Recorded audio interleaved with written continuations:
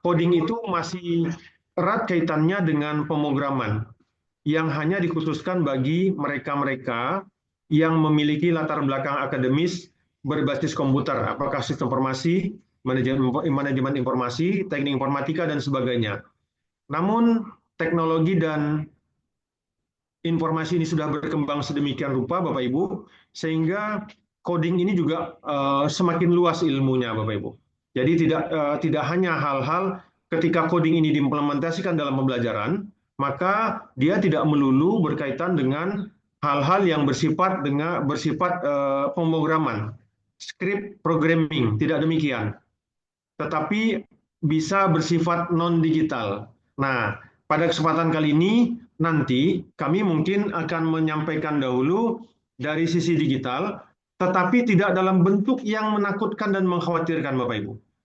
Eh, Insya Allah ini menjadi sesuatu yang mudah, asal kita punya giroh atau semangat untuk mempelajari ini, ya, untuk menguasai ini sehingga nanti kita bisa mendampingi siswa-siswi kita untuk mereka mengembangkan kreativitasnya sehingga tumbuh kemampuan berpikir logis, kreatif, dan kritis, ya, melalui pemanfaatan hal-hal yang terkait dengan coding, ya, baik yang sifatnya digital maupun non digital.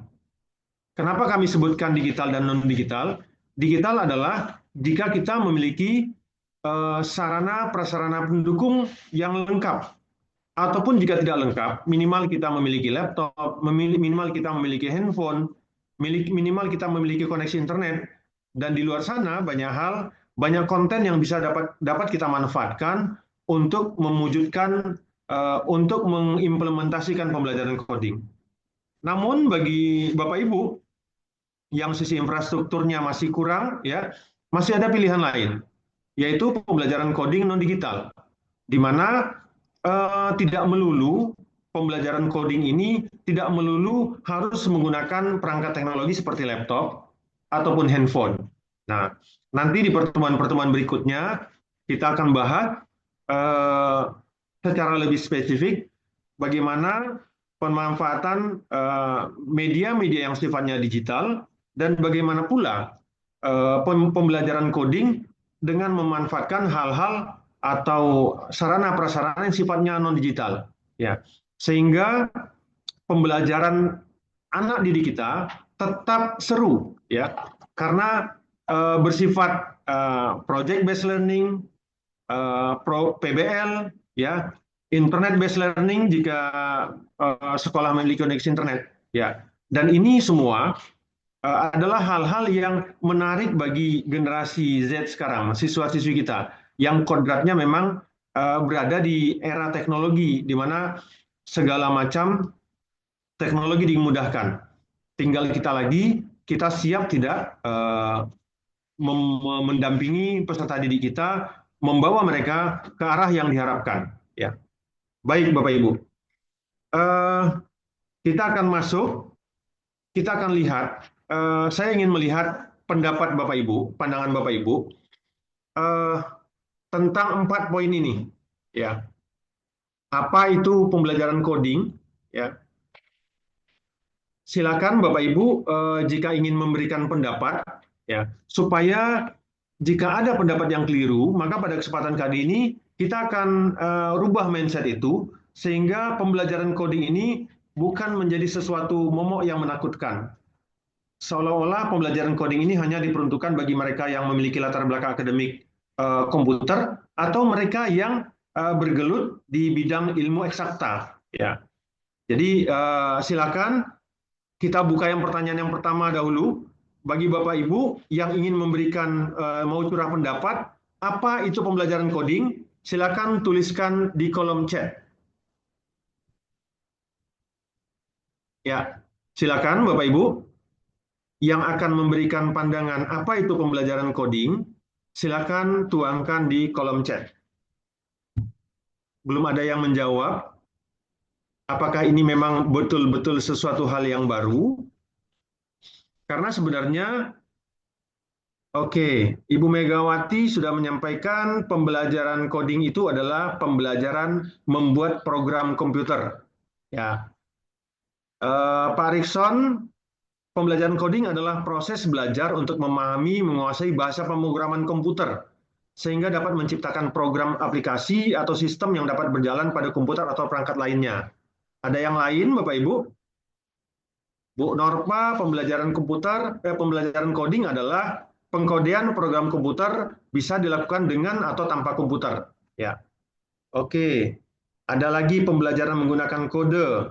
Pak Sumala menyampaikan bahwa pembelajaran coding adalah pembelajaran yang berbasis program yang sederhana dalam pembelajaran berbasis IT. Ya, nah, coding adalah pembelajaran yang tidak menakutkan, pembelajaran yang kreatif, inovatif, dan kritis serta logis. Ya, baik. Alhamdulillah ini sudah banyak yang memberikan masukan ya.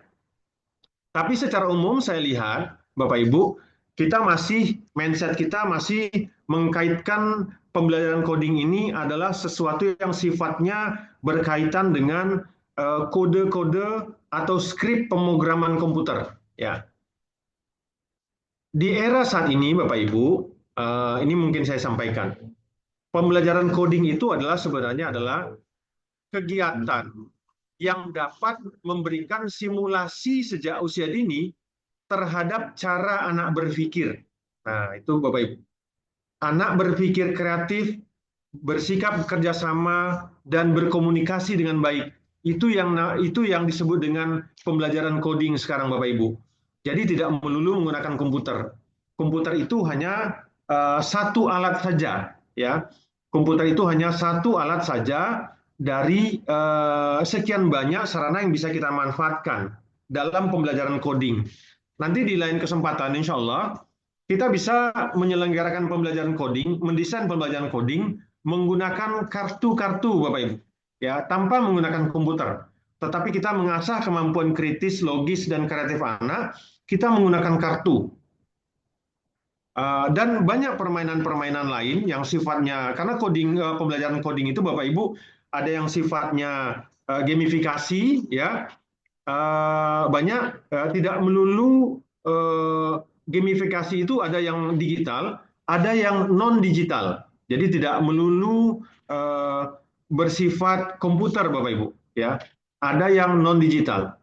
Oke. Eh, Baik, itu yang pertama, Bapak Ibu. Jadi pembelajaran coding itu kegiatan yang memberikan stimulasi sejak usia dini kepada anak, mempengaruhi cara berpikirnya agar tumbuh kemampuan berpikir logisnya, kreatifnya, dan kreatif, kritis, dan inovatifnya. Ya, ini pemahaman atau pengertian pembelajaran coding, Bapak Ibu. Baik, coba kita lanjutkan yang kedua. Ya, ini pada umumnya saya lihat masih terkait dengan pembelajaran pemrograman komputer. Kita lanjutkan kepada pertanyaan kedua, Bapak Ibu. Silakan curah pendapat di kolom chat. Apa itu AI, Bapak Ibu? Kalau AI mungkin kita sudah familiar, Bapak Ibu ya. Ini sebenarnya sudah ada di sekitar kita. Sudah banyak sekali di sekitar kita. AI itu ya, AI itu adalah singkatan dari ini sudah ada mulai membuat ini ya, sudah membuat curah pendapat di kolom chat. AI itu adalah singkatan dari artificial intelligence, ya, atau disebut dengan kecerdasan buatan. Ya, betul. Kecerdasan buatan yang mempermudah hidup dan pekerjaan manusia. Ya, betul. Nah, sekarang Bapak Ibu, oke, coba kita kaitkan, ini banyak sekali ya, AI atau kecerdasan buatan adalah teknologi yang memungkinkan komputer meniru kecerdasan manusia seperti berpikir, belajar, dan mengambil keputusan. Ya, sekarang kita sudah mengenal banyak sekali teknologi AI, Bapak Ibu, yang Bapak Ibu manfaatkan. Saya yakin Bapak Ibu sudah memanfaatkan di pembelajaran, seperti Gemini, ya, ChatGPT, dan banyak lagi ya, Canva. Ya, nah ini AI itu ada membantu kita mempermudah manusia. Pak Ibu Kasiatun, AI atau Artificial Intelligence atau kecerdasan buatan adalah teknologi yang memungkinkan mesin atau komputer untuk melakukan tugas-tugas yang biasanya memerlukan kecerdasan manusia seperti pembelajaran. AI dapat belajar dari data dan pengalaman untuk meningkatkan kemampuan dan kinerja. pengenalan pola, pengambilan keputusan, dan komunikasi. Ya, terima kasih Bu Kasyatun. Oke, Bu Megawati, kalau menurut saya AI bisa membuat manusia justru tidak mau berpikir. Ya, betul. Saya setuju, Bu Megawati. Itu jika kita tidak memanfaatkan teknologi ini secara tepat guna. Ya, nanti kita akan bahas. Ya, oke. Bu Nur Salina, artificial intelligence merupakan suatu kecerdasan buatan yang dapat meniru pola pikir manusia yang mampu menjelaskan, memecahkan masalah. Oke, sekarang kita kaitkan Bapak Ibu AI itu dengan pembelajaran atau yang sekarang disebut dengan eh, kecerdasan. Jadi ada istilah Bapak Ibu di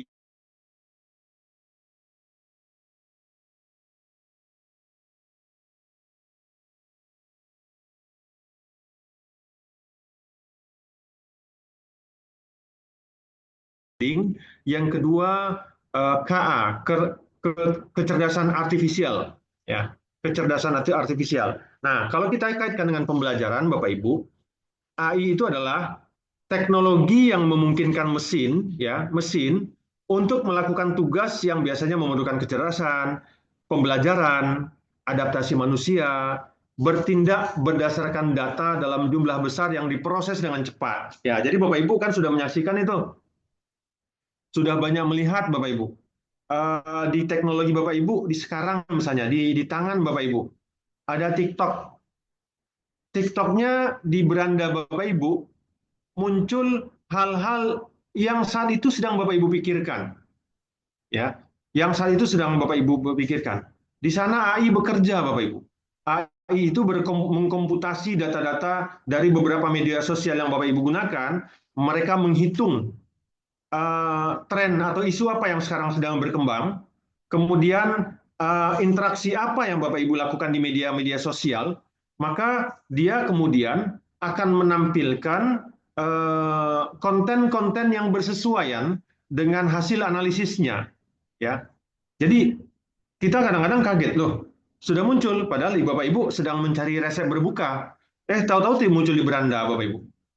Bapak Ibu sekalian, tinggal dipraktekkan. Nah, itu semua yang bekerja AI, Bapak Ibu. Ya, yang bekerja AI. Dan teknologi ini AI ini banyak sekali. Nah, sekarang pertanyaannya yang ketiga, Bapak Ibu. Mengapa kita harus memilih pembelajaran coding? Ya. Mungkin di awal sudah kita jelaskan, ini untuk uh, menyingkatkan saja Bapak Ibu ya. Di awal kita sudah jelaskan kenapa kita harus memilih pembelajaran coding, Bapak Ibu, karena kita akan bergeser dan kita akan dipaksakan untuk ada dan berada di era industri 5.0, di mana di era ini semuanya berbasis digital yang sangat-sangat menuntut keterampilan abad 21. Apa itu? Keterampilan berpikir logis, kritis, dan kreatif. Sementara, Bapak Ibu, kalau kita melihat di skor PISA kita, Bapak Ibu, ya, kita itu sekarang berada literasi matematika saja, Bapak Ibu. Skor kita Indonesia itu skornya 366 dari rata-rata 472 standar rata-rata OECD dari 80 negara. Kita berada di peringkat 69. Ya. Kemudian skor membaca kita itu berada di skor 359, jauh berada di bawah rata-rata 476. Dan sains atau literasi digital kita berada di skor kita di 383, jauh di bawah rata-rata OECD 485. Nah, inilah yang menjadi PR kita. Kenapa kita harus beralih memaksakan diri kita mengikuti tren perkembangan teknologi, mengenalkan sejak dini pembelajaran coding kepada anak-anak, tetapi tujuannya bukan untuk menjadikan mereka sebagai programmer yang memaksa Bapak Ibu merubah diri, bertransformasi menjadi programmer dulu sehingga Bapak Ibu bisa melatih siswa-siswi Bapak Ibu menjadi programmer juga, tidak demikian. Ya, tetapi Bapak Ibu mempelajari coding adalah bagaimana agar Bapak Ibu nanti bisa menyelenggarakan aktivitas-aktivitas yang merangsang tumbuhnya kemampuan berpikir logis, kritis, dan kreatif siswa kita. Ya. Dan ini juga nanti akan menjawab pertanyaan yang keempat. Mengapa harus memilih AI? Ya. Karena ini Bapak Ibu, coba kita lihat di sini. Bentar.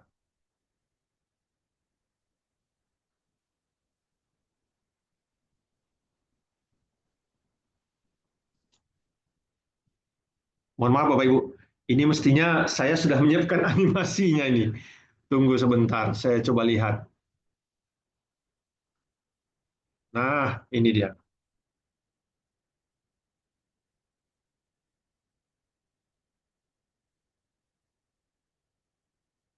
Oke, mohon bersabar, bersabar sebentar Bapak Ibu. Ini internet kita lumayan. Ya, kita sekarang berada di era ini Bapak Ibu, di mana semuanya, ya kita lihat di sini, ya semuanya sudah berbasis digital. Tidak hanya orang yang mendesain teknologi ini, Bapak Ibu, tetapi nanti orang yang akan bertugas mengoperasikan. Mohon maaf Bapak Ibu, internet saya lambat.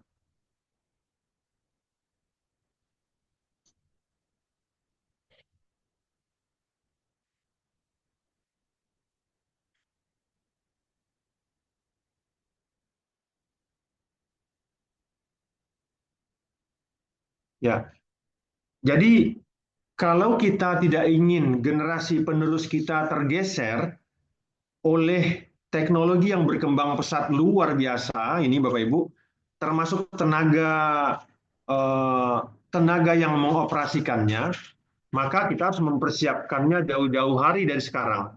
Ya, kita harus mempersiapkan karena tidak hanya ahli yang merancang alat ini bekerja saja yang membutuhkan kemampuan berpikir logis, kritis, dan kreatifnya, namun mereka yang akan mengoperasikannya, menjadi operatornya.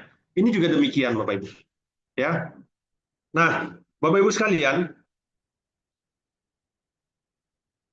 saya pindah ke slide berikutnya.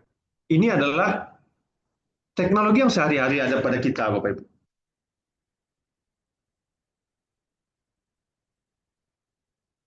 Ini apa ini, Bapak Ibu?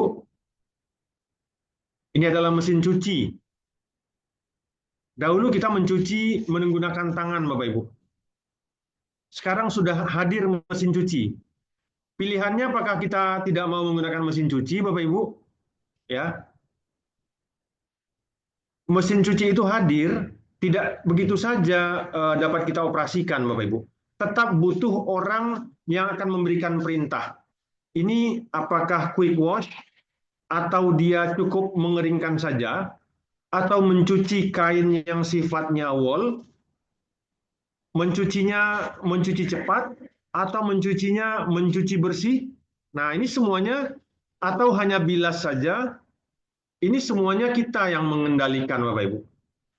Ya. Jadi tidak hanya semata-mata orang yang membuat alat ini yang perlu keterampilan berpikir logis, kritis, yang kreatif, namun juga orang yang akan mengoperasikannya Bapak Ibu. Ia akan menggunakan alat ini.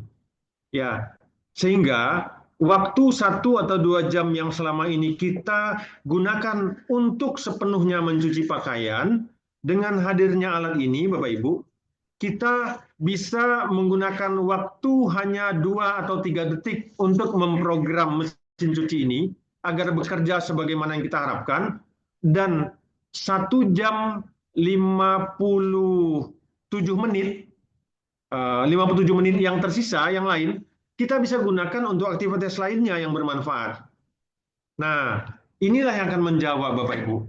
Sehingga apakah kita harus memilih teknologi ini atau tidak? Ya, kita harus memilih teknologi AI atau tidak? Kalau tadi pendapat ada yang mengatakan bahwa AI itu membuat kita bodoh, membuat kita menjadi malas, sekarang kembali kepada kita. Bagaimanapun canggihnya senjata, ada istilah di luar negeri sana, man behind the gun. Betapapun canggihnya senjata, kalau orang yang berada di belakang senjatanya tidak pintar menggunakan senjata, maka senjata itu tidak hanya akan membunuh orang lain, tetapi juga akan membunuh si penggunanya. Ya, nah itulah kita perlu melatih kemampuan berpikir logis, kritis, dan kreatif peserta didik kita di masa yang akan datang, sehingga mereka bisa memanfaatkan berada di era teknologi ini dengan sikap yang tepat. Bagaimana menggunakan teknologi ini dengan baik, sehingga menghasilkan sesuatu yang diharapkan, dan terhindar dari hal-hal yang justru menjerumuskan. Ya, AI itu juga demikian, Bapak Ibu. AI itu ketika Bapak Ibu tidak memberikan instruksi, AI itu betapapun cerdas dan pintarnya, karena memang AI itu adalah mesin, ya, mesin yang sudah dilengkapi dengan teknologi yang luar biasa, anugerah Allah kepada kita, sehingga dia dapat mengkomputasi dengan cepat, mengolah data, big data, dengan jumlah yang sangat besar, namun dalam hitungan detik saja bisa memberikan output atau luaran yang menjadikan solusi dari masalah yang kita tanyakan. Akan tetapi, ketika kita tidak bisa menggunakan AI itu dengan baik, maka informasi yang akan diberikannya bisa saja menjadi informasi yang bias, yang akan menyesatkan kita, sehingga langkah-langkah yang kita ambil dari output yang diberikan AI itu bisa saja menjadi tidak sesuai. Nah, demikian juga pembelajaran Bapak Ibu. Dalam pembelajaran di sekolah, itu makanya Bapak Ibu, kita perlu mendampingi peserta didik kita agar bagaimana mereka nanti jangan-jangan nanti ujung-ujungnya mereka hanya menggunakan AI untuk menyelesaikan tugas. Ya, kita khawatirnya ketika peserta didik kita tidak memahami konsep, ya, tidak memahami konsep, maka ketika mereka menggunakan AI secara menyeluruh, ya, tanpa memahami dasar-dasarnya, maka mereka nanti akan tersesat. Mereka tidak mengetahui dasar-dasarnya, sehingga ketika AI itu tidak ada teknologi internet, mereka menjadi buta, ya, mereka menjadi tuli, karena mereka tidak tahu apa yang harus mereka lakukan. Nah, ini yang perlu kehadiran kita bersama Bapak Ibu. Kita perlu mendampingi sehingga apa yang mereka gunakan, ya, AI nanti akan kita gunakan dalam pembelajaran, itu adalah sarana prasarana teknologi yang dapat mengantarkan peserta didik kita ke arah yang kita harapkan. Sekali lagi, pertemuan kali ini sifatnya pengantar, Bapak Ibu. Ya, sifatnya pengantar untuk nanti insya Allah di pertemuan-pertemuan selanjutnya kita akan bergerak lebih dalam.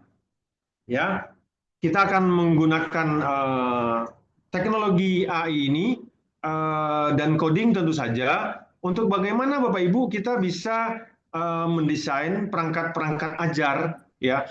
Bahkan kita akan bisa membuat pembelajaran yang sifatnya sesuai dengan pemetaan yang kita lakukan di asesmen siswa. Kalau selama ini mungkin setelah kita melakukan pemetaan, kita melihat bahwa ada anak-anak kita di kelas itu mungkin ada dua kelompok, kinestetik dan campuran auditori dan visual. Ada dua kelompok. Dan kita kesulitan misalnya mencarikan bahan bacaan. Ya. Karena di kinestetik itu ada yang senang bermain musik, ada yang senang olahraga, ada yang senang berpetualang. Sementara kita ingin memunculkan kemampuan berpikir logis, kritis, dan kreatif mereka. Maka di sini kita gunakan teknologi AI, Bapak Ibu. Ya, tidak melulu semuanya kita serahkan kepada AI, karena kita yang akan mengkurasi apa yang diberikan oleh AI, sehingga kita menyatakan bahwa informasi yang kita dapat dari AI itu layak untuk kita berikan kepada peserta didik kita. Jadi Bapak Ibu, coding dan AI bukan hanya untuk programmer saja, tetapi untuk kita semua, agar kita bisa membimbing siswa kita berpikir logis, kritis, dan kreatif menghadapi era digital. Bahkan Bapak Ibu, hanya dengan melontarkan pertanyaan seperti ini saja Bapak Ibu. Nah, ini Bapak Ibu sudah sebuah bentuk pembelajaran coding. Ada pertanyaan, saya punya 3 lampu dan 3 saklar. Karena memang kemampuan berpikir logis, kritis, dan kreatif ini, Bapak Ibu, nanti tidak hanya dibutuhkan di dunia kerja, tetapi bagaimana agar nanti peserta didik kita bisa survive di luar sana, ya, di dunia kerjanya kah, di kehidupan sehari-hari kah, sehingga segala problematika hidup yang mereka hadapi, yang pertama tentu saja mereka akan kadukan, mereka akan keluhkan kepada Allah Subhanahu wa taala. Kemudian yang kedua, mereka akan tentu saja harus melakukan ikhtiar. Nah, ikhtiar yang mereka lakukan ini memerlukan 3 modal utama ini Bapak Ibu. Logis, kritis, kreatif. Ini contoh Bapak Ibu. Saya ambilkan contoh eh, dalam kehidupan sehari-hari, sebuah permasalahan yang harus diselesaikan secara kritis, kreatif, dan logis. Saya punya 3 lampu dan 3 saklar. Saklar ada di lantai 1, lampu ada di lantai 2. Bagaimana caranya? Saya tahu saklar mana yang menyalakan lampu mana. Mohon maaf, ini bahasa saya agak belepotan nih Bapak Ibu. Jadi ada 3 lampu di lantai 2 dan ada 3 saklar di lantai 1. Tetapi saya lupa menandai bahwa saklar 1 itu lampu untuk di ruang mana di lantai 2. Saklar 2 untuk lampu di ruang mana di lantai 2. Dan saklar yang ketiga untuk di lampu yang mana di lantai 2. Saya lupa menandai. Sehingga saya ingin menandai. Nah, pertanyaannya, saya akan bagaimana caranya kita menandai saklar 1 untuk lampu yang mana, saklar 2 untuk lampu yang mana, sementara kondisinya kita hanya boleh naik ke lantai 2 hanya 1 kali. Nah, ini sebuah simulasi ya Bapak Ibu, hanya sebuah simulasi untuk suatu kondisi yang mungkin kita hadapi di kehidupan, yang menuntut kita berpikir logis, kreatif, dan kritis. Silakan Bapak Ibu, curah pendapat. Silakan tuliskan di kolom chat. Ada yang mau memberikan pendapat, bagaimana caranya? Oke, ini sudah ada yang mulai. Oke, Ibu Wahidatul Munawarah, Ibu hampir benar, ya.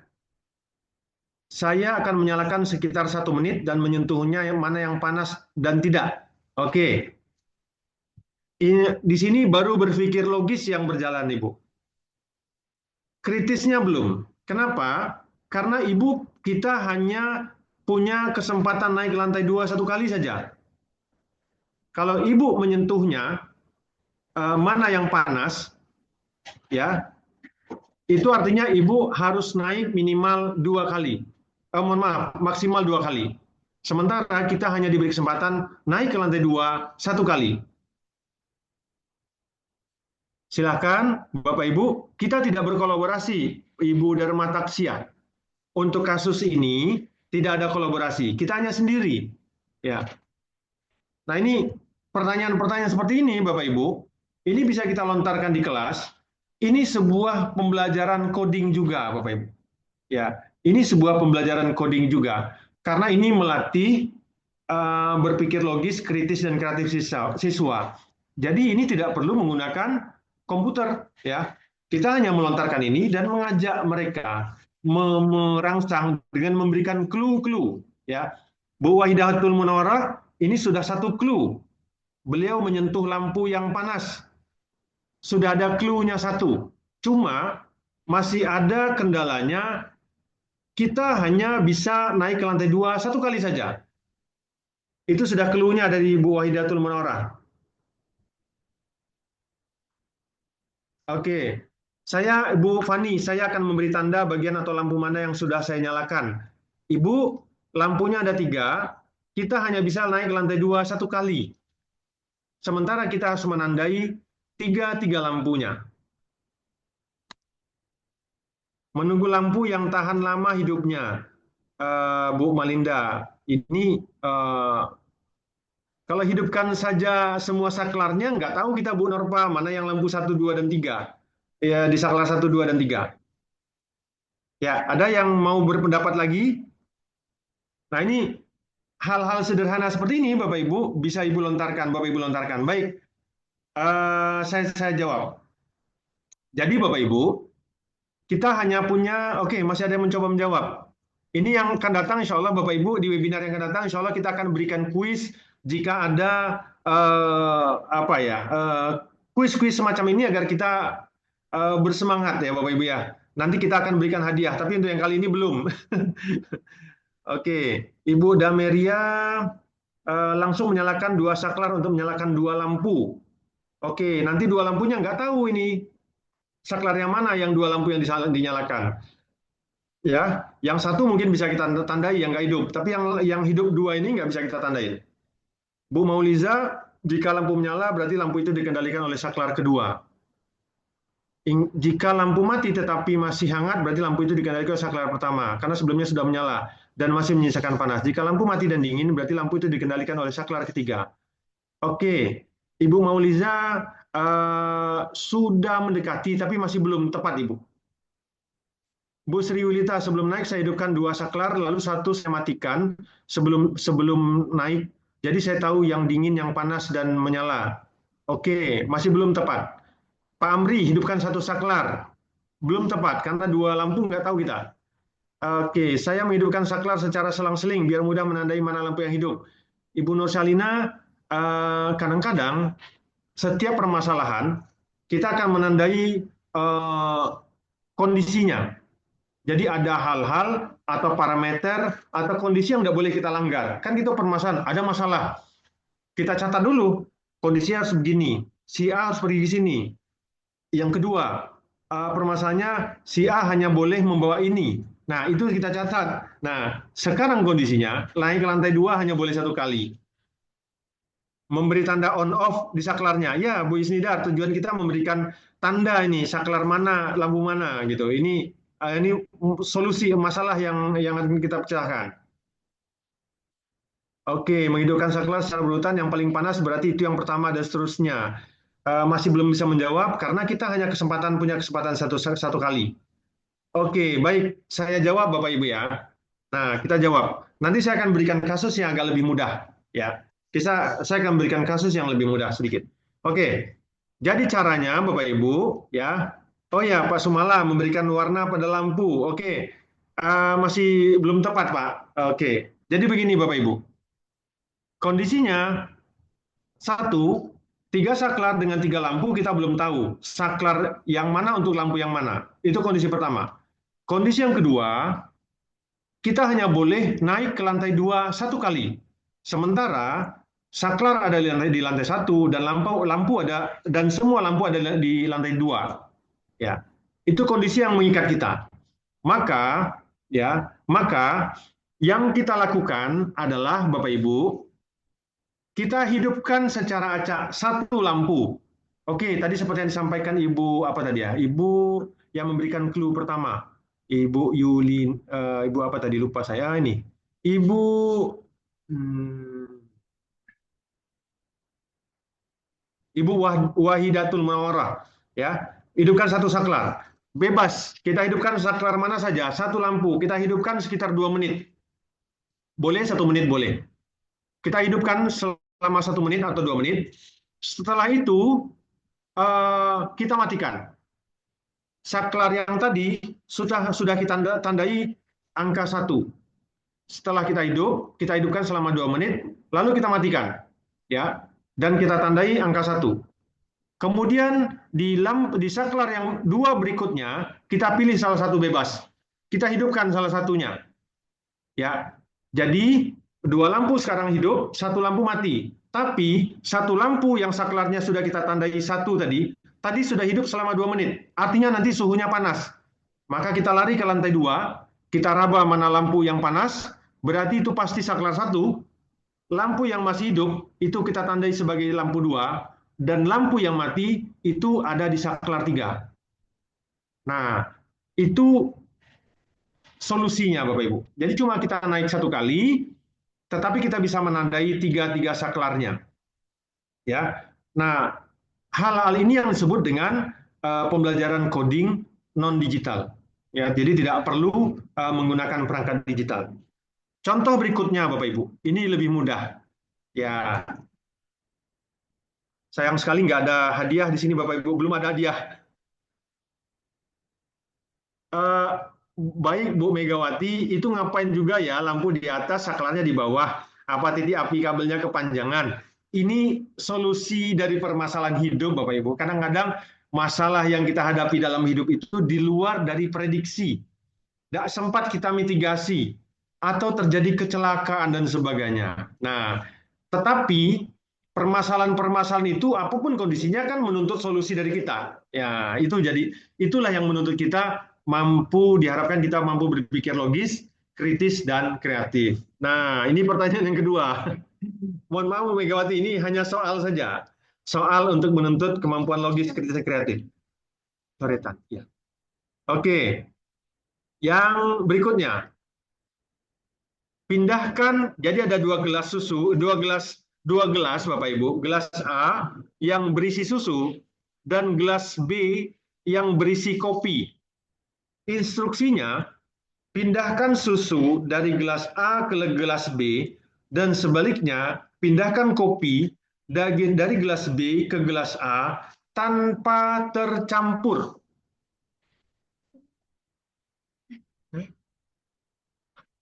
Ya, silakan Bapak Ibu yang oke. Posisi gelas harus tetap sama, tetap berada gelas A tetap berada di posisi A, gelas B tetap di posisi B. Kita bukan pengen ribet Bapak Ibu. Kadang-kadang permasalahan hidup yang kita hadapi itu di luar perencanaan, di luar mitigasi, di luar ekspektasi. Nah, jadi bukan bikin ribet. Kadang-kadang kalau kita bisa mengendalikan masalah yang muncul, maka hidup ini menjadi indah, Bapak Ibu. Ya, kalau kita bisa mengendalikan masalah yang muncul, semuanya ingin kita bikin mudah. Kalau semuanya mudah, kita hidup di surga, Bapak Ibu. Ya, jadi ini bukan bikin ribet, tapi semacam simulasi yang ingin saya sampaikan kepada Bapak Ibu bahwa pembelajaran coding tidak melulu berkaitan dengan pemrograman komputer. Oke, geser aja gelasnya. Kita tetap pada kondisi gelas tidak boleh bergeser pada tempatnya. Mohon maaf, tetap berada di posisi semula. Ganti aja warna gelasnya. Bukan itu solusi yang kita harapkan. Kita ingin susu dan kopi bertukar wadah tanpa tercampur. Ini menuntut berpikir logis, kritis sekaligus kreatif. Ya, ini logis Bapak Ibu sudah muncul. Ya, nah ini sudah ada muncul kreatif. Pak Deden sudah mulai muncul kreatifnya. Silakan. Clue-nya sudah hampir kelihatan nih, hilalnya sudah hampir kelihatan. Tapi hilal soal, bukan hilal Syawal ya Bapak Ibu ya. Nah, ini sudah mulai kelihatan nih Pak Deden. Nggak boleh tambah gelas kosong Pak, boleh. Ya, itu yang namanya berpikir kreatif. Itu di dalam pemrograman kita menggunakan variabel. Ya, kita menggunakan variabel bantu. Pak Zahari menggunakan sendok atau sumpit. Bu Ayu, salam dulu ke gelas lain. Ambil satu gelas lagi untuk mindahin sementara. Oke. Bapak atau Ibu gendut komedi. Ini sudah 95%. Sedikit lagi. Ada yang bisa lebih detail? Bu Mauliza, gunakan gelas kosong tambahan gelas C sebagai perantara. Tuangkan susu gelas A ke gelas C. Oke. Tuangkan kopi dari gelas B ke gelas A, tuangkan susu dari gelas C ke gelas B. Oke, sip. Benar. Ibu Mauliza. Mudah-mudahan di pertemuan berikutnya, Bu Mauliza, kita pakai hadiah ya. Ini Bu Dewi kembali ke soal yang pertama ya. Nyalakan soal pertama, biarkan menyala selama beberapa menit, sekitar 5 menit. Ini akan membuat lampu menjadi panas. Matikan saklar pertama, lalu nyalakan saklar kedua, biarkan menyala. Oke, Bu Dewi, Ibu menggunakan AI tidak Bu? Ini saya curiganya bahasa AI nih Ibu, Bapak Ibu sekalian. Tapi nggak apa-apa. Itu yang saya sampaikan tadi. Kita bisa berkonsultasi dengan AI dan ini jawabannya benar ya, jawabannya benar. Kita dapat menggunakan AI untuk sebagai penambah khazanah wawasan solusi dari permasalahan atau kendala-kendala yang kita temui. Saya juga demikian, Bapak Ibu. Ya, bahkan ketika saya menemukan tulisan di baju kaos dengan tulisan yang saya tidak mengerti bahasa Jepang, ketika saya dapat baju oleh-oleh dari ibu kepala dari Jepang, tulisannya bahasa Jepang, itu saya gunakan AI. Tetapi kan saya nggak bisa menulis apa ya, bahasa Jepang tuh hiragana atau apa bahasanya. Saya nggak bisa menulis itu maka saya gunakan AI, Bapak Ibu. Ya, saya cukup foto baju kaos saya minta AI menerjemahkan, dan saya tahu akhirnya Bu Kepala apa arti tulisannya itu. Nah, oke. Terima kasih Bapak Ibu sekalian, benar ya. Ini sudah Ibu sudah menjawab tadi. Kita bawa ini sisi kreatifnya, kita butuh variabel gelas C untuk menampung sementara apakah menampung susu atau menampung kopi ya. Jadi nanti ketika sudah ada gelas penampung ya pindahkan dahulu ya. Nah, seperti itu nanti jadinya ya. Kemudian gelas A pindah ke gelas B, setelah gelas A kosong, lalu dari gelas variabel tadi kita pindahkan sehingga akhirnya kopi dan susu bertukar tempat tanpa tercampur. Nah, ini adalah sebuah simulasi pembelajaran coding yang non digital, Bapak Ibu, ya, non digital. Jadi ini sebenarnya sangat sangat seru sekali, Bapak Ibu, pembelajaran coding ini. Pak Mus, apakah masih sempat kita mensimulasikan sedikit pembelajaran coding? Saya cobakan yang berbasis digital, Pak Musnedi. Boleh, Pak? Masih sempat ya? Oke, Bapak Ibu sekalian, saya akan cobakan satu yang nanti insya Allah secara bergantian insya Allah di periode-periode webinar berikutnya kita akan membahas, mengulik bersama materi-materi pembelajaran coding non digital dan juga pembelajaran coding digital secara bergantian. Dan saya yakin Bapak Ibu, salah satu pembelajaran coding digital yang saat ini populer, ya, saat ini populer di Bapak Ibu, ya, di Bapak Ibu di beberapa sekolah adalah menggunakan Scratch. Bahkan Scratch ini juga ya dengan pola yang sama, Bapak Ibu, kita bisa menggunakan melakukan pembelajaran coding berbasis digital ini tanpa Bapak Ibu perlu mempelajari bahasa-bahasa pemrograman. Nah, Bapak Ibu ada yang webinarnya berdua dalam satu ruangan. Izin salah satunya dimatikan ya. Oke.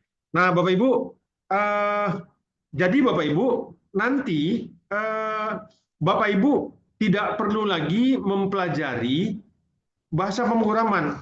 Karena itu yang menakutkan. Itu yang tadi kita di awal pendapat Bapak Ibu, di curah pendapat tadi Bapak Ibu menyebutkan hal-hal yang berkaitan dengan pemrograman komputer. Sekarang sudah ada block programming, ya. Kita menggunakan membuat program, tetapi dengan membuat puzzle, Bapak Ibu. Ya, ini Bapak Ibu sebagian yang sudah menggunakan bahasa pemrograman apa ya, Scratch. Ini contohnya. Ini banyak sekali bahasa pemrograman yang menggunakan block program, Bapak Ibu. Seperti mungkin Bapak Ibu sudah menggunakan Scratch, kemudian ada yang sudah menggunakan Blockly, dan mungkin sebagian lagi sudah ada yang menggunakan assembler, ya, dan banyak lagi, ya, banyak lagi bahasa-bahasa pemrograman tanpa menggunakan bahasa pemrograman. Kalau untuk level SMA, SMK mungkin menggunakan bahasa pemrograman Python, tetapi di jenjang SMP atau SD kelas atas atau bahkan sekarang siswa-siswi kita di kelas bawah sudah ada bahkan yang mau taati bahasa pemrograman blok ini, Bapak Ibu ya. Ini contoh saya tampilkan di pemrograman kali ini betapa ini bukan sesuatu yang menakutkan, Bapak Ibu ya. Ini adalah bahasa pemrograman Scratch, Bapak Ibu, yang saat ini sedang ya di Indonesia cukup terlambat ya, tapi beberapa tahun belakangan ini sudah populer di Indonesia. Tetapi sepertinya akan semakin masif di tahun ini semenjak dimulainya pembelajaran coding. Scratch ini gratis, Bapak Ibu. Ini alhamdulillah mungkin sebagian besar Bapak Ibu sudah menggunakan. Tapi bagi yang belum, saya ingin menunjukkan kepada Bapak Ibu bahwa ini adalah alat untuk menstimulasi kemampuan berpikir logis kritis kreatif siswa. Bukan memaksa siswa untuk pintar dan jago ini. Bukan kami memaksa Bapak Ibu untuk pintar dan jago pemrograman Scratch misalnya, tidak. Ya, tetapi jika nanti siswa-siswi kita menyenangi ini, menjadikan ini sebuah hobi, alhamdulillah. Ya, ini semata-mata kami gunakan sebagai alat untuk membawa kita mampu berpikir logis. Ini contoh Bapak Ibu ya. Ini saya perlihatkan bahwa kita tidak mengotak-atik bahasa pemrograman, tetapi kita akan mengotak-atik puzzle. Ini dia puzzle-nya Bapak Ibu. Nah, ini puzzle ini Bapak Ibu. Ya, puzzle yang akan kita susun-susun sehingga nanti karakter yang ada di sebelah kanan ini, karakter si kucing ini atau sprite ini ya, di Scratch dikenal dengan sprite ya. Ini akan kita harapkan dia bisa bergerak ke kanan dan ke kiri. Simpelnya itu ya, kita yang mudah saja ya. Coba biar indah sedikit kita beri latar belakang gurun ya, misalnya begini. Nah, ini contoh Bapak Ibu. Nah, eh, kondisinya kita akan membuat sebuah simulasi di mana si kucing ini akan bergerak ke kanan jika kita menekan tombol panah ke kanan. Dan dia akan berhenti kalau tombol panah ke kanannya kita lepaskan. Sebaliknya, dia akan bergerak ke kiri ketika tombol panah ke kiri di keyboard kita tekan. Dan dia akan berhenti bergerak jika tombol di keyboard kita lepaskan. Nah, itu alur skenario-nya Bapak Ibu. Jadi ketika kita membuat pembelajaran coding, itu ada alur skenario yang harus kita susun.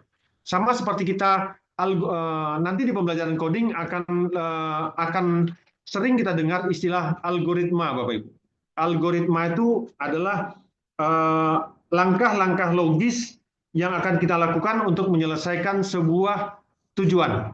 Contoh misalnya, ketika kita akan membuka pintu, maka yang kita lakukan adalah kita datang mendekat ke arah pintu, lalu kita cek pintu apakah terkunci atau tidak. Jika terkunci, kuncinya kita buka terlebih dahulu. Jika tidak terkunci, maka tinggal kita tekan gagang pintu, lalu kita tarik, dan kita keluar. Nah, langkah itu namanya urutan logis, Bapak Ibu. Ya, jadi pintunya kita tarik atau pintunya kita dorong. Ya, nah itu namanya algoritma. Sama dengan ini, Bapak Ibu. Situasinya, kita akan membuat sebuah kondisi di mana aktor kucing ini akan bergerak ke kanan kalau kita tekan tombol keyboard ke kanan, dan akan bergerak ke kiri ketika tombol keyboard kita tekan ke kiri. Artinya komputer akan selalu berada di posisi standby untuk melihat ini saya menekan si user menekan tombol mana nih, ke kanan atau ke kiri. Jadi dia akan memonitor terus. Ya, contoh ya. Ini inisial awal. Nanti ini saya akan menunjukkan kepada Bapak Ibu bahwa pemrograman berbasis digital saat ini sangat mudah, tanpa Bapak Ibu harus mempelajari coding atau script, tetapi cukup dengan menyusun-nyusun blok. Nah, lebih detail dan lebih rinci akan kita bahas di pertemuan-pertemuan berikutnya, insya Allah. Ini tidak saya jelaskan, ya. Kenapa saya menarik ini, ya. Saya ambil yang kedua. Kita minta komputer nanti akan memonitor terus, ya, memonitor terus, melihat tombol mana yang ditekan, ya. Maka sesuatu yang dilakukan secara terus-menerus, dia kan memonitor terus tuh, dia memonitor terus-menerus, maka itu disebut dengan perulangan. Dia cek, udah ditekan belum, udah ditekan belum, udah ditekan belum. Maka itu sebuah proses perulangan yang disebut dengan looping. Maka looping di sini di bahasa pemrograman itu ada namanya repeat, ya, repeat, ada namanya forever. Kalau repeat ini menggunakan parameter tertentu, di repeat 10 kali, di repeat 20 kali, 5 kali, dan seterusnya. Kalau forever, terus selama program berjalan. Jadi dia akan memonitor terus, dicek terus mana tombol yang ditekan. Ya, oke. Nah, setelah dia, ini saya bahasakan ya Bapak Ibu, forever ini dia cek terus mana tombol yang ditekan. Ada dua kondisi. Jika saya tekan tombol panah ke kanan, maka kucingnya bergerak ke kanan. Kata-katanya jika. Jika itu artinya sebuah kondisi. Nah, di sini ada pilihan Bapak Ibu. If, then. If, then ini dalam bahasa Indonesia kita terjemahkan if, jika, then, maka. Jadi, jika sebuah tindakan, kita harapkan jika tombol ke kanan kita tekan, maka lakukan perintah di bawahnya. Nah, ini kan semacam menyusun puzzle saja, Bapak Ibu. Oke, nanti lebih detailnya, lebih rincinya di pertemuan berikutnya, insya Allah. Nah, Bapak Ibu, saya berikan contoh saja. Saya akan cek jika saya geser ini, jika key tombol, if jika key tombol, space-nya saya ganti dengan right arrow.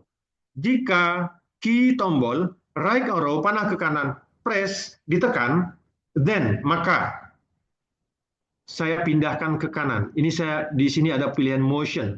Ini saya pilih move 10 step. Nah, saya pindahkan sini. Jadi kita baca gini. Ini kita cek forever, dicek terus tombol apa yang ditekan. Jika key tombol right arrow panah ke kanan ditekan, maka move 10 step ke kanan. Kucingnya disuruh geser ke kanan, ya. Kita lihat, coba kita jalankan Bapak Ibu. Nah, saya tekan tombol ke kanan. Nah, ini simple yang sederhana dulu Bapak Ibu ya. Nah, dia sudah jalan ke kanan kucingnya. Sekarang kita buat kondisi yang kedua. Ini kan kondisi kalau tombol ke kanan ditekan. Nah, sekarang kita ganti, kita tambahkan, mohon maaf, kita tambahkan fungsi yang kedua. Sensing, tombol panah ke kiri ditekan. Jika yang ditekan panah ke kiri, left arrow, maka kita move ke kiri 10 step. Nah, ini dia. Ya, coba kita lihat Bapak Ibu, kita jalankan. Kita stop, kita jalankan kembali. Mohon maaf, tunggu sebentar. Kalau ke kanan dia plus Bapak Ibu. Nah, di sini perlu berpikir kritis Bapak Ibu. Kita lihat dia terus bergerak ke kanan walaupun dia kita gerakkan ke kiri. Padahal di sini sudah kita berikan perintah if jika key left arrow press panah ke kiri ditekan, maka geser 10 langkah. Tapi nggak mau. Nah, di sini perlu berpikir kritis. Kita cek, kita troubleshoot atau kita debug ya. Kita cek. Oh, ternyata angkanya positif. Koordinat ke kiri itu identik dengan negatif. Maka ini kita rubah menjadi negatif 10. Coba kita jalankan lagi. Nah, kita tekan panah ke kiri, dia sudah berjalan ke kiri. Kita tekan ke kanan, dia sudah berjalan ke kanan. Nah, ini simpelnya Bapak Ibu. Bapak Ibu lihat, hanya dengan menggabungkan beberapa blok-blok ini, maka sudah terbentuk sebuah simulasi yang di dalamnya tergambar sebuah proses logis. Ya, nah kita bayangkan kalau anak-anak kita, peserta didik kita arahkan, insya Allah Bapak Ibu, saya yakin dan percaya, dengan anugerah Allah yang Allah berikan kepada generasi yang sekarang, kita hanya memberikan kulit-kulitnya saja. Maka selanjutnya mereka akan memperdalam, akan muncul kreativitas mereka Bapak Ibu. Bapak Ibu hanya mengenalkan forever barangkali, ya nanti ya bloknya akan berkembang kepada blok-blok lain yang lebih kompleks. Ya, nah ini berpikir logis Bapak Ibu. Termasuk yang tadi, kalau misalnya ternyata saya salah membuat ini Bapak Ibu. Nah, ketika kita panah ke kanan kita tekan, kita klik, dia jalan ke kanan. Tetapi ketika panah kiri kita tekan, dia justru ke kanan. Ternyata tanda minusnya lupa. Nah, di sini sisi kritis kita. Ya, di sini sisi kritisnya. Ini baru akhirnya berjalan. ke kanan, dan ke kiri. Hanya dengan blok yang sedikit ini, saya yakin Bapak Ibu, ini akan memunculkan rasa penasaran oleh peserta didik kita. Dan mereka tidak harus bekerja menggunakan laptop. Mereka bisa bekerja menggunakan handphone. Ketika rasa penasaran siswa sudah muncul, maka disitulah pintu masuk kita untuk kita bisa mendampingi peserta didik kita secara intens. Mereka akan rajin bertanya, Bu, selanjutnya Bapak, ini saya kok geraknya begini, kok bergeraknya begini, Bapak, Ibu, saya ingin begini. Ketika rasa penasaran itu sudah muncul, Bapak Ibu, maka Alhamdulillah, Bapak Ibu, kita dinyatakan sudah berhasil, Bapak Ibu. Itu pintu masuk untuk kita bisa mentransfer ilmu-ilmu yang jauh lebih bermanfaat dan melalui ini, ya. Jadi ini kita menggugah rasa saintifiknya kah, rasa ingin tahunya kah, tapi ini menjadi sebuah pintu masuk saja, ya, untuk memunculkan, Bu, kenapa kok nggak bisa ya? Kok saya jalannya ke kanan saja, Bapak Ibu? Padahal saya sudah membuat perintahnya. Kita ajak mereka berpikir logis dan kritis, Bapak Ibu. Kita baca secara runut di sini. Forever, dicek secara terus-menerus tombol mana yang ditekan. If, jika, nah ada kondisi yang pertama, ini blok kondisi yang pertama. Jika panah ke kanan yang ditekan, maka dia pindah 10 langkah. Jika panah ke kiri dia ditekan, maka dia pindah 10 langkah. Tapi kita lupa tanda minusnya. Iya, baik. Kita lupa tanda minusnya. Nah, di sini posisi kritisnya. Ini yang simpel ya Bapak Ibu. Belum yang lebih detail lagi. Insya Allah lain waktu kita akan lebih perdalam, Ibu Bapak sekalian. Saya sudah dikode oleh Pak Musnedi selaku moderator. Waktunya tinggal 3 menit karena memang kalau kita membahas tentang coding, kodifikasi, gamifikasi apalagi seperti ini Bapak Ibu, tapi tidak, sekali lagi tidak melulu hal-hal yang berbau digital ya Bapak Ibu. Kita bisa membahas hal-hal lain yang sifatnya non digital. Dan itu kita nanti insya Allah akan kita siapkan waktu. Dan ini sebagai awal, mudah-mudahan nanti di webinar berikutnya kita akan mendalami ini.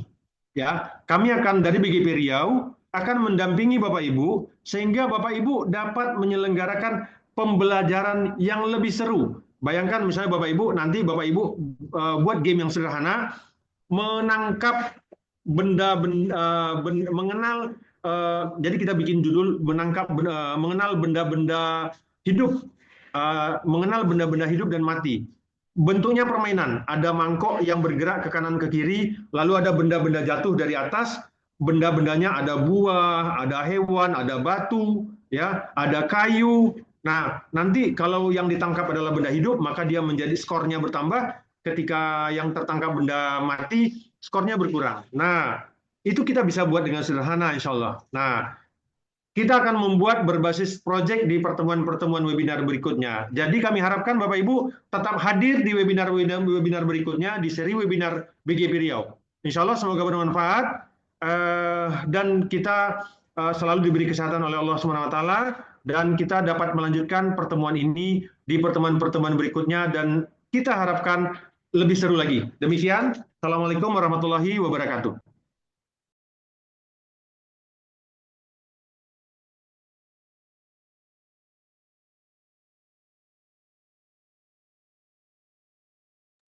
Pak Mus, suara mikrofon belum masuk, Pak Mus.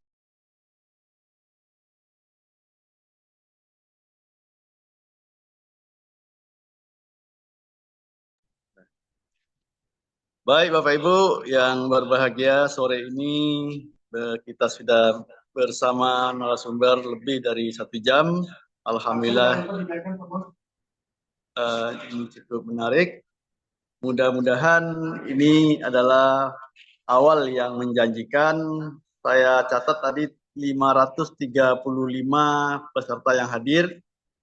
Artinya ini sudah luar biasa untuk tahap awal. Harapan kami nanti di pertemuan-pertemuan berikutnya, webinar berikutnya semakin menaik. Sekali lagi, 1000 kapasitas Zoom kami siapkan untuk seluruh guru, terutama yang berada di Provinsi Riau. Kepada Bapak Ibu, tolong siagakan info-info aktual melalui media sosial maupun portal BGP Provinsi Riau terkait pertemuan webinar selanjutnya. Insya Allah setiap minggu akan dilakukan setiap hari Rabu dengan tema yang menarik dan tentu berbeda. Sekali lagi kita ucapkan terima kasih banyak kepada narasumber. Sesi tanya jawab sengaja untuk saat ini tidak diadakan karena dari tadi narasumber sudah memberikan uh, pemantik pertanyaan-pertanyaan pemantik yang membuat kita berpikir sesuai dengan tema yang tadi disampaikan, yaitu bagaimana pembelajaran yang mengintegrasikan AI dan coding dalam pembelajaran di sekolah nantinya. Ini sekali lagi baru kulit-kulit luarnya. Untuk lebih mendalamnya, tunggu kami di webinar-webinar yang akan datang. Ketepian mandi yang bersih, berwuduk, sholat, lalu bersedekah. Demikian, terima kasih. Mudah-mudahan webinar pertama ini manfaat dan barokah. Billahi taufiq wal hidayah. Wassalamualaikum warahmatullahi wabarakatuh. Nah. Waalaikumsalam warahmatullahi wabarakatuh. Sampai jumpa Bapak Ibu, insya Allah di pertemuan berikutnya, dan tetap semangat. Insya Allah kita BGP Riau akan menyajikan hal-hal yang tetap menarik, insya Allah.